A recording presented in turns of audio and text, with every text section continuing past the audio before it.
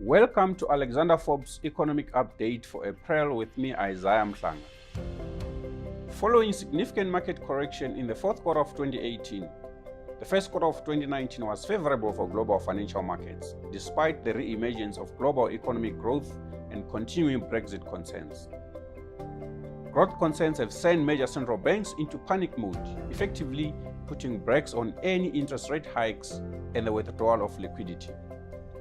Moody's did not issue a credit rating review for South Africa on the scheduled 29th of March, which effectively means that the long-term foreign currency credit rating remains unchanged at Baa3 with a stable outlook. Eskom implemented load shedding in the first 3 weeks of March due to power outages from Cahora Bassa, which is the feed we get from Mozambique, because of lack of diesel supplies and also unplanned outages from a number of operating units. Parliament went into recess at the end of March, which effectively means that there is going to be little to no policy pronouncements until after the general national elections, which is scheduled on the 8th of May. In markets, the MSCI All Country World Index retained 1.3% in March, after returning 2.7% in February in US dollar terms. Year to date, global equities retained 12.3% in US dollar terms. Regionally, developed markets equities outperformed, returning 1.4% in March and 12.7% year to date. Emerging markets retained 0.8% from 0.22% in February. However, on a year-to-date basis, they retained 9.9%.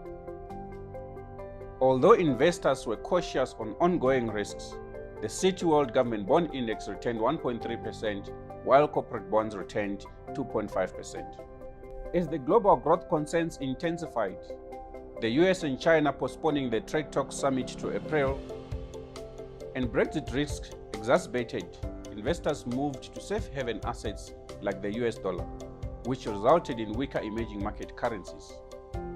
Commodities were hit by fears of weaker global demand due to economic growth concerns. They fell by 2.5% in March, driven by silver, platinum, and gold, which declined by 3.2%, 2.5%, and 1.6% respectively. In contrast, the oil price increased by 3.6% in March.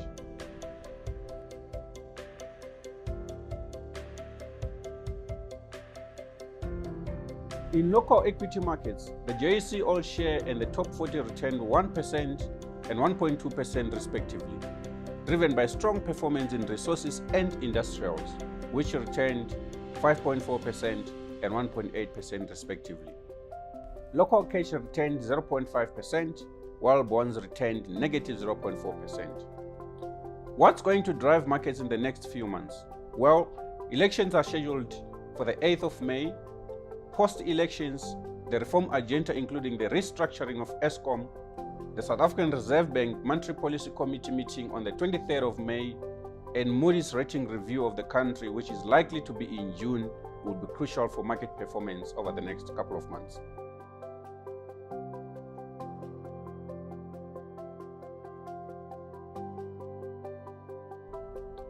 A potential rally in markets is also on the cards after elections, driven by higher real yields in our bond markets relative to history and relative to other emerging markets, the reform agenda, and also the downward surprises in inflation outcomes.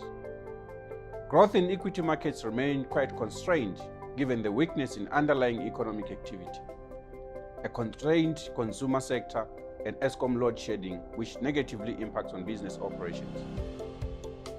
The biggest global risk going forward are fears about the potential for a US recession being entrenched into the market and the likelihood of a hard Brexit.